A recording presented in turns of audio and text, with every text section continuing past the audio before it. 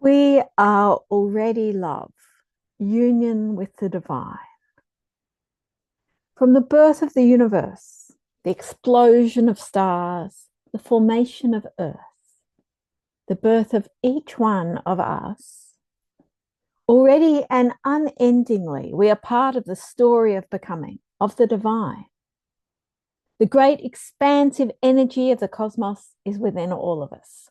And so each of our stories is a love story with all it is. We are beloved, and we are also lovers. Union has always been our story, a story that can't be experienced without separation. Each of us is the lover of the goddess, the all, the divine. That is the title, We Are Already Love, Union with the Divine, and the description of my presentation for the Glastonbury Goddess Conference 2025, which I just delivered a few days ago on Saturday in the town hall at Glastonbury. And as speeches go, I was fairly happy with it, critical, but fairly happy with it. And I wanted to try this. I am trying. Here I am delivering a version of that, a second run, if you like. And I'm already aware, like the difference of speaking to camera versus speaking to a hall full of living humans. So I'm just trying to imagine you out there watching this and listening to it. Thanks for showing up. I begin with an acknowledgement. All land is sacred land. I live on the lands of the Darug and the Gundungurra peoples. The Darug and Gundungurra countries are in what we sometimes call the Blue Mountains, west of Sydney in so-called Australia. And this is where I live, and this is where I garden, and this is where I ride. I want to recognize that invasion, genocide, colonization, devastation of landscapes have occurred in these places.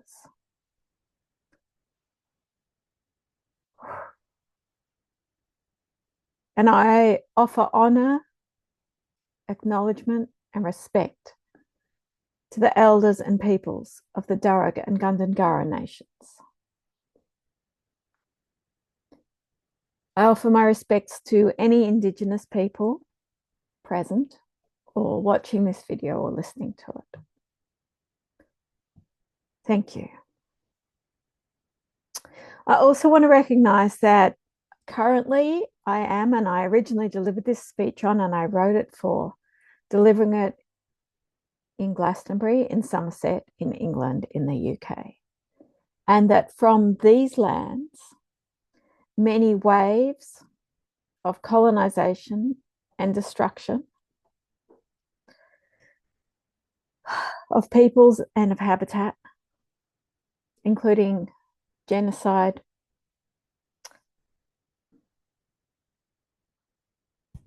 slavery, child and people stealing,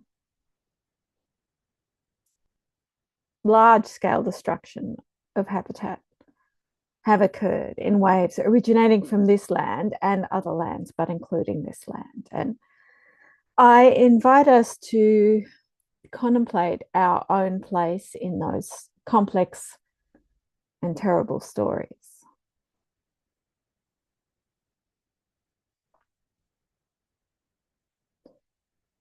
So I have come up here today to talk about love. And instead, as I was trying to write this speech, I found myself thinking about evil and the nature of evil. Well, it wasn't really instead of love. Every time I started to think about love, and in particular, I mean vast love, universal love, the creation of love, love as a life force. Every time I started to lean into that in terms of creating a speech or a presentation, I found myself unable to get past this question or concept of evil and the nature of evil. Now, the conference that I just attended, the Glastonbury Goddess Conference, and many other parts of my life, and I hope of your life too, are filled with love. There were beautiful colors, singing, lots of emotion.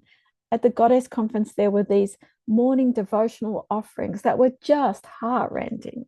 It brought tears to my eyes. I saw other people crying. That was so moving and powerful, like the presence of love flooding into the room from these, I would say, aspecting experiences. So moving and so vibrantly, visibly and energetically love in motion, love breathing and happening in the room.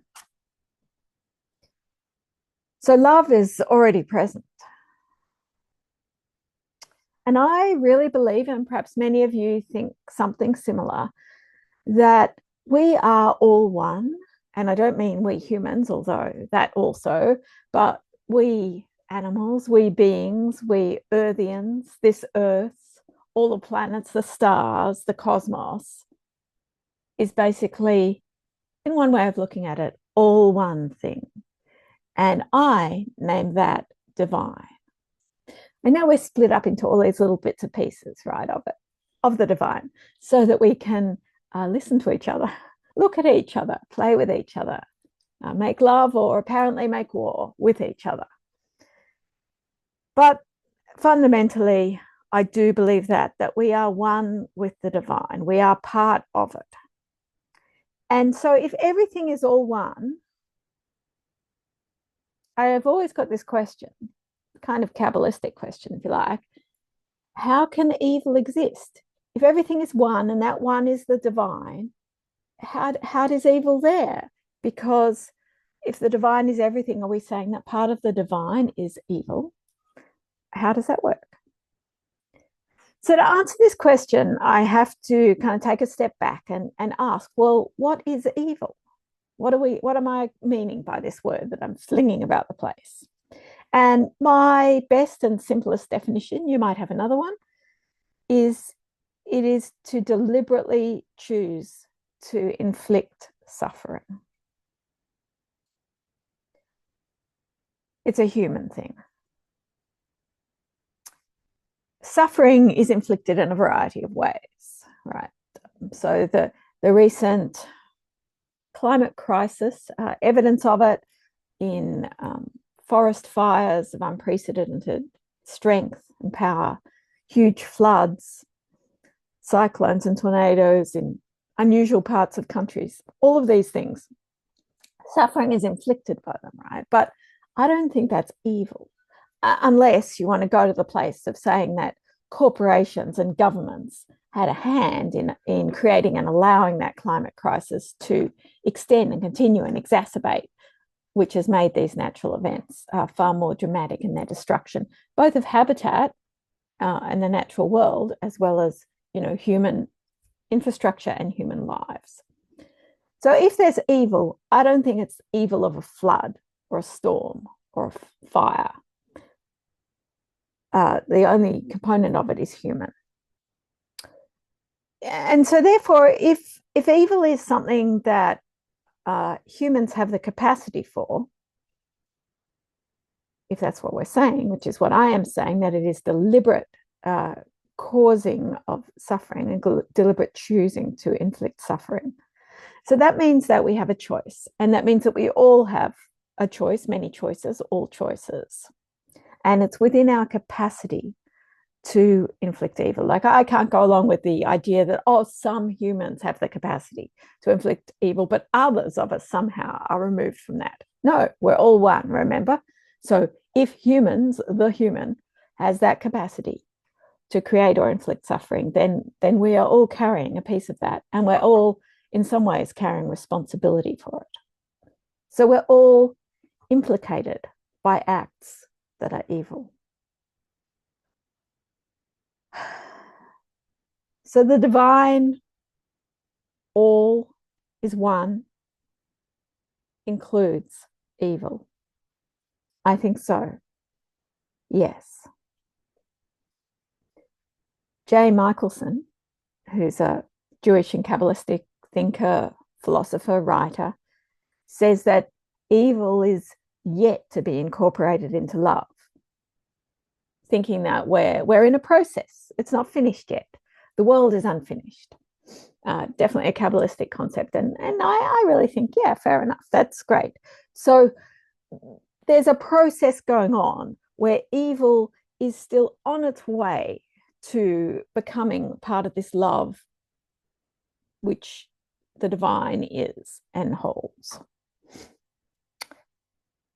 I think there's two things I think about evil.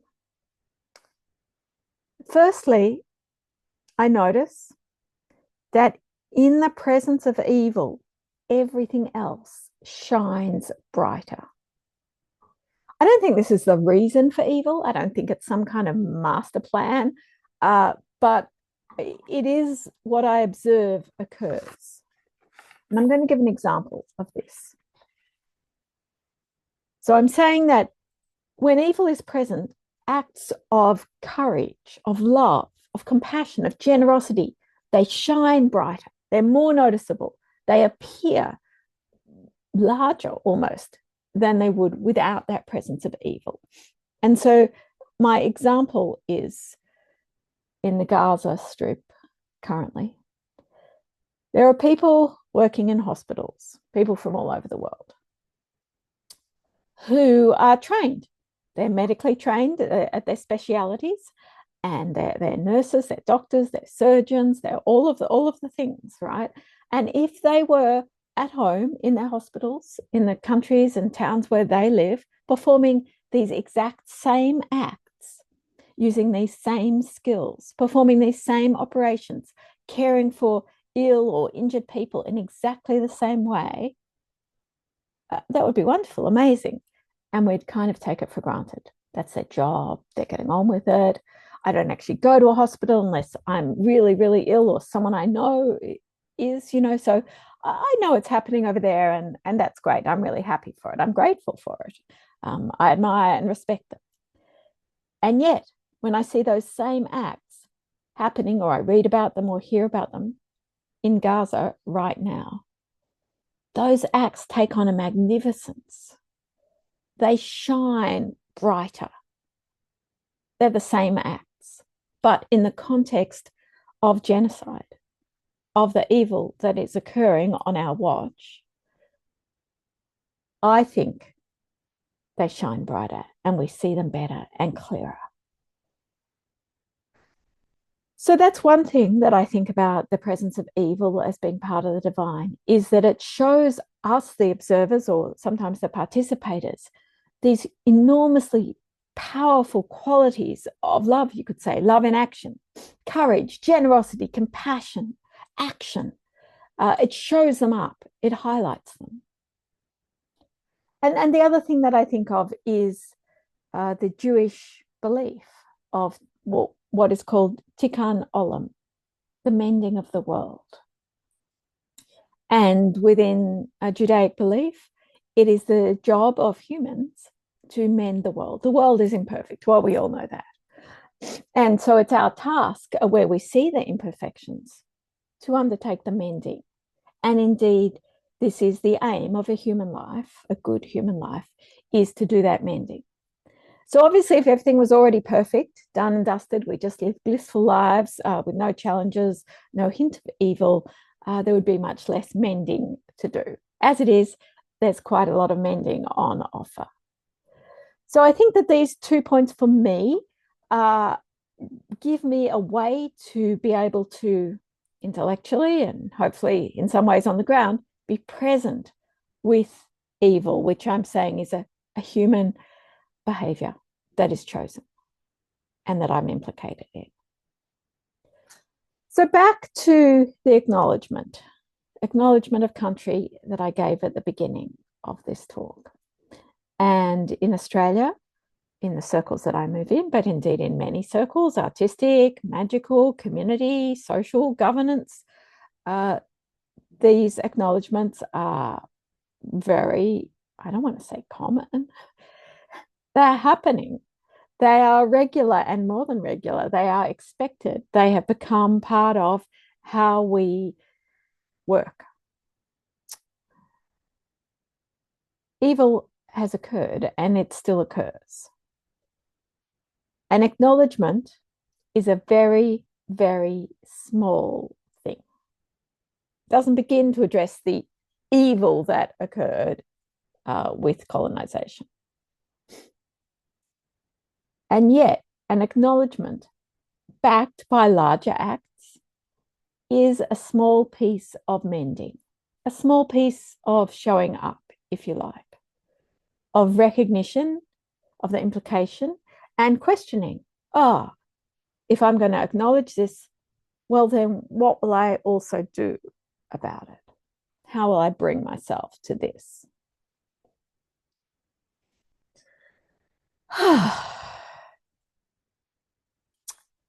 So I invite a few breaths at this point, and specifically when I was delivering this speech, I asked, how many times have we been asked this weekend or this week to take a breath? And I'm going to invite you to think back on all of the times that you've invited yourself or others, people have invited us to take a breath. And this was not created by me, but one of my colleagues pointed out to me quite a few years ago, oh, why are we always taking these breaths? And I want to say, where are we taking them from? Like, where are all these breaths we keep taking and taking and taking breaths? Like, hang on, are we not kind of giving back? And why is it that we say let's take a breath instead of let's give a breath? Because when we're giving a breath, if you think about it, we're offering, well, a bit of our life force, but we're offering to the green world exactly what it needs. And meanwhile, we're busy devastating the green world, like on the other hand. So the least that we can do is be giving our breaths to it. And I know we would be, whether we said it or not. But I think there's a change that happens in that focus, that refocusing. So let's give a breath.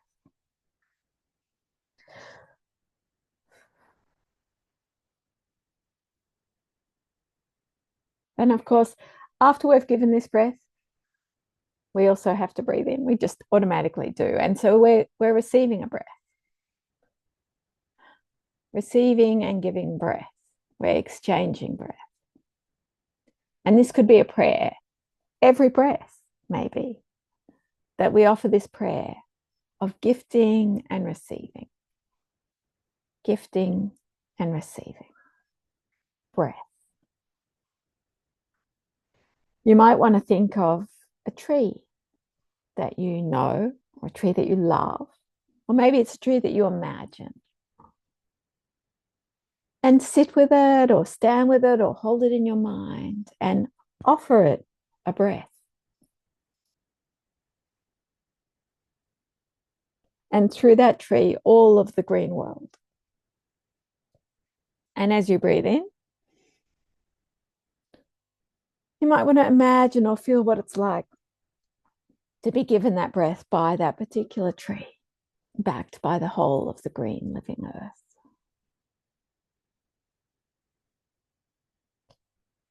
What a difference that might make with every breath.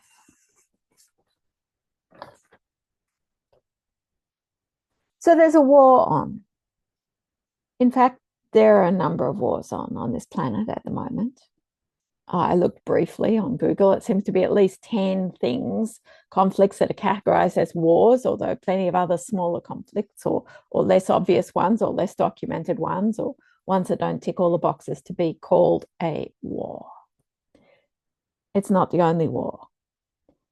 However, in Gaza right now, there is a war that is front and center, perhaps, of my attention and maybe many of yours. Partly that's to do with the media, partly it's to do with the implications that we're implicated in it. I'm implicated in it. I did a bit of room maths at this point, which is hard to duplicate over Zoom or YouTube or online facing a camera. But I did look up a statistic before I started recording this, which is how many people do we meet in a lifetime? Well, of course, the average varies wildly. I can tell you that the answer that I got was between 10,000 and 100,000. Now, that might depend on how social a person you are, or how long you live, or how, whether you travel around or go to different places, all of those things, obviously. But somewhere between 10,000 and 100,000 is the number 60,000 or 59,000. So we could average it out between us. We could say if the average is between 10 and 100,000, let's say that between us, we know about, we've met or will meet in our lifetime about 50 to 60,000 people, probably, averaged out between us. So I'd love for us to take a moment to imagine all the people that we've ever met in our life. And I mean all the people. So all those people we went to kindergarten with, or primary school or high school, college or university, all of those people, imagine them all, I don't know, seated in rows in big halls, big stadiums. All of those people that we met in passing, buying tickets from, on the train, sitting next to in the theatre, on political protests with, all of the people who we used to know at one stage in our life and no longer know for one reason or another. Of course, also all of the people that we do currently know, all the people from our work, from our social groups, from our street and our community and neighborhood, all the people from our parents and kids' schools, parents' neighborhoods, all of those friendship groups, the parents of people who we met once or twice, who the people who are our friends, we met their parents, we met their sister, we met their other friends. I feel like I must be missing huge groupings of people. All the people we met in the course of our work, of our study, of our art. All of those people, all the people we met traveling. All the people who we met who were delivering something to our house or fixing something in our house. All the beggars that we met on the street. All of those people. Imagine all of them. It's too big to imagine properly, really, in my mind. Perhaps you're doing better than me. And giving a breath for all of those human lives that we've interacted with. I want you to say, God. That was my friends, that was my family, those were my beloveds. Those were my communities, that's my history.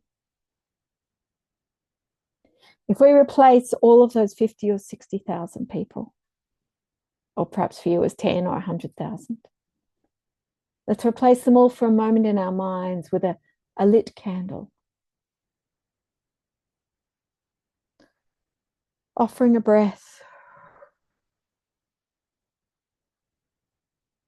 Because that is the number of people who have died in Gaza in this current war/genocide.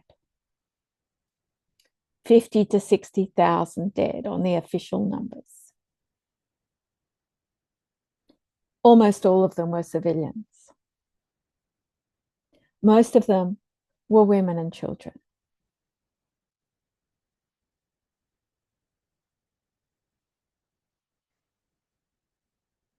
I read a few days ago that the hospital workers are now starving. This is not the inhabitants of the hospital.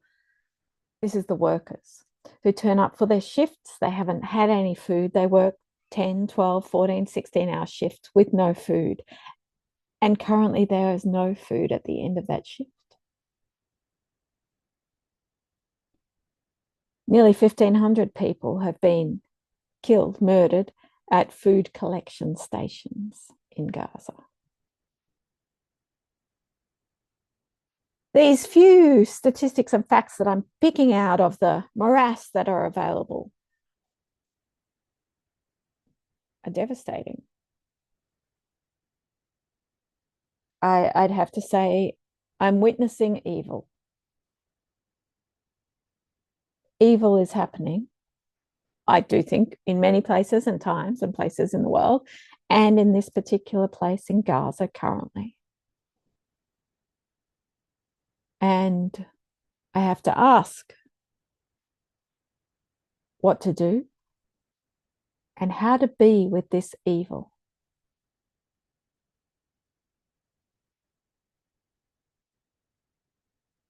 Offering a breath.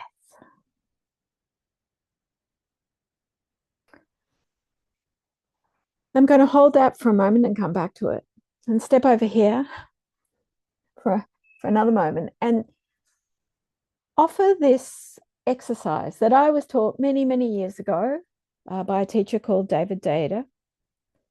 It's an exercise about love. And I'm gonna do it right now with you.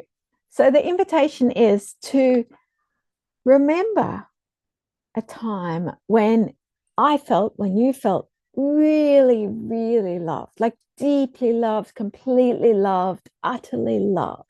Maybe it was a moment with the divine. Maybe it was with a beloved or a lover, child or parent or group of friends, your coven.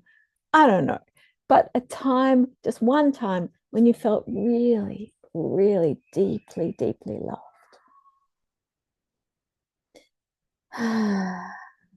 And remembering that memory, to sink into it for a moment and feel how that feels. Feel how it felt. Remember, recall the emotions. Let them flood through you.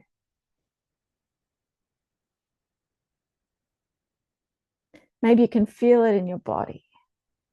Maybe it feels a particular way. Maybe you've got an image of it in front of your eyes or an audio memory or something else. Being completely loved, feeling completely and utterly loved.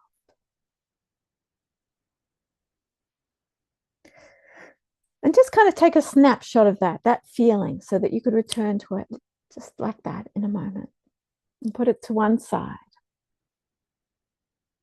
and offer a breath. And now I'm going to ask us to remember one time when we were really, really loving, filled with love for another. And it could be a river, or it could be a person, or it could be a whole witch camp of people. When we were really, utterly filled with love and felt so much so that we felt it like pouring forth from us. It could be for a book. Who knows? And remember that time and let ourselves sink into that feeling, that experience of really, really loving that river or that human, my little granddaughter, whoever, whatever, whenever, and feel how it feels in the body. And perhaps you have a visual image or physical sensations or something else. Just remember that, how it felt to love so completely, so much.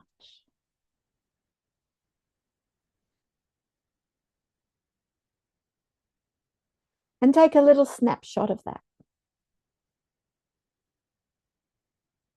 And now what I want us to do is to compare those two snapshots, the moment when I felt completely loved and the moment where I was completely loving. Almost, if you like, the in-breath and the out-breath. And compare those two snapshots. Now, of course, I don't know how it is for you, but I can say for me that every time I do this reminder exercise, and this time when I did it then, when I was feeling loved, I felt cuddled up. I felt like warm blankets were around me. I felt a deep, quiet comfort inside me, just extended out like a beautiful pink warmth. And when I summoned up loving my little granddaughter, I felt this enormous life force pouring out of me at the rate of knots, kind of unstoppable, like stars being born. Now, the exercise is to ask, which one's more powerful? Which one moves you more? Which one gives you the greater experience of this concept of love? And I'm going to say, for me, so far, every time I've done that exercise, loving gives me a greater experience of love than being loved. The first time I did this exercise, I didn't know this. It was really profound. It's still really profound for me.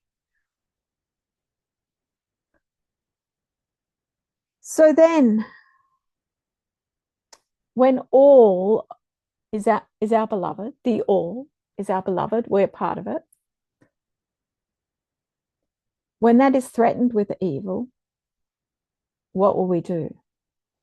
And my little granddaughter is one of those 10,000, 100,000 people whose life, not hers, but 100 other Hazels, 1,000 other Hazels, thousands of them. What will we do? What do we do? What action will we take when my river that I adore is destroyed by climate crisis? When some of the all of the divine, of the humans, are being destroyed, what will I do? How do we distinguish ourselves from evil? And we talked at the Goddess Conference a lot about being the beloved of the goddess, not always being the child of the goddess. The goddess is the mother. Yes, she is, and we also are adults. And so then we are not the equal of the goddess, but we have a responsibility that's equal, as in we are equal to it. And it's as much as we can do to meet the goddess as a beloved. And not just beloved, her beloved that we're meeting, but that she is our beloved, that the world is our beloved. These are the questions. Within myself and in my life, I do some work to try and find and meet my own answers. I'm not going to give you your answers for a start. I absolutely can't. It would be impossible. And secondly, I think that showing up to it and asking these questions and maybe talking with others, meditating with it or walking with it is the work, is part of the work, the step into the work. But I'm going to leave you with a little story. And I just have to pause for one moment.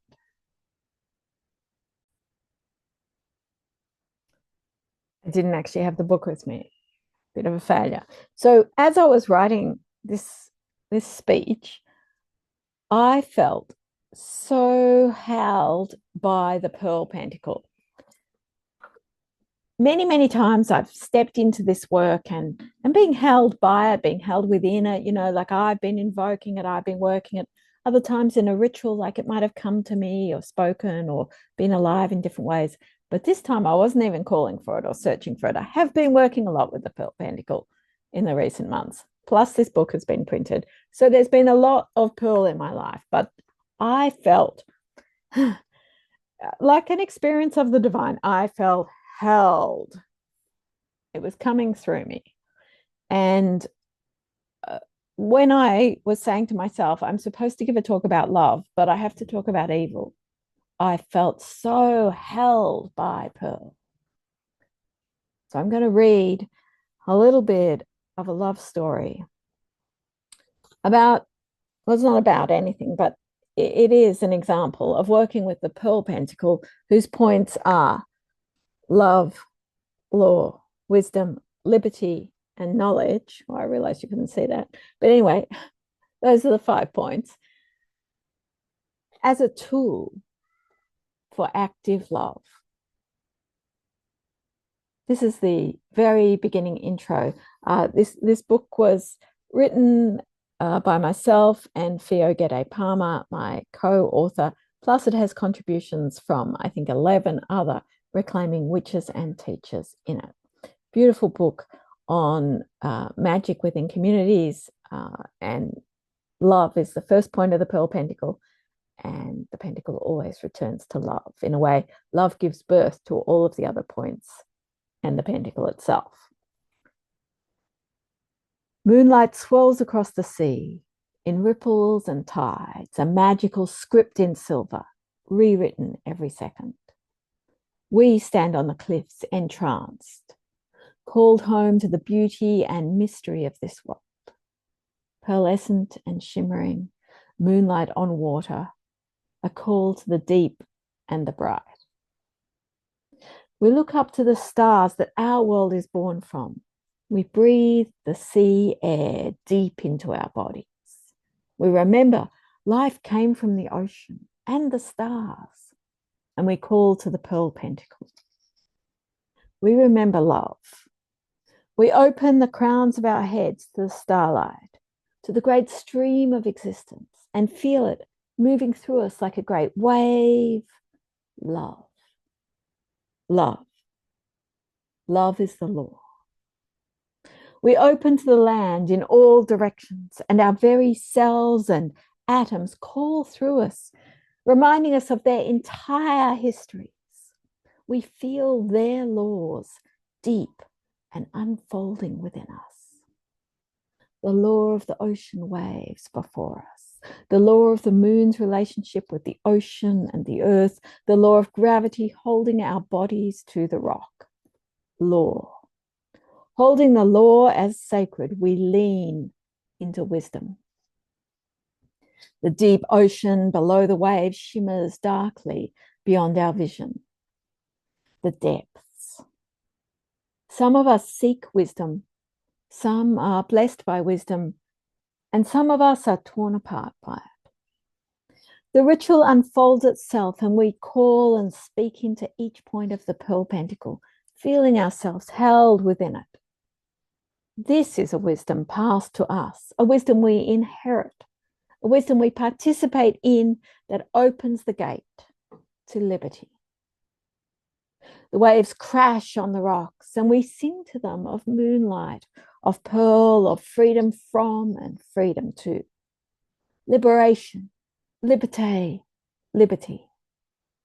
Freed from the old and into the new, the liberty to step forth, to dare, to seek, to create. We arc on the crest of a wave, from liberty to knowledge. Here we have performed sacred rituals. Here we have wept, here loved. Here we join hands, make offerings of rose petals and song and prayer. Here we taste the fruit, juice on our lips, mixed with sea spray. The moon overhead, the rock beneath, the sea making love with both, and we, fragile humans, daring initiation, daring to taste knowledge and be transformed by it. Love. It all comes back to love. It comes back to law. It comes back to wisdom. It comes back to liberty. It comes back to knowledge. Let's offer a breath.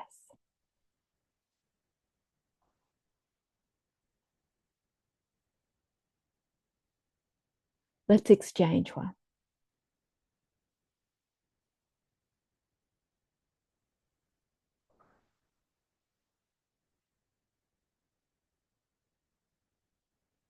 Thank you for watching.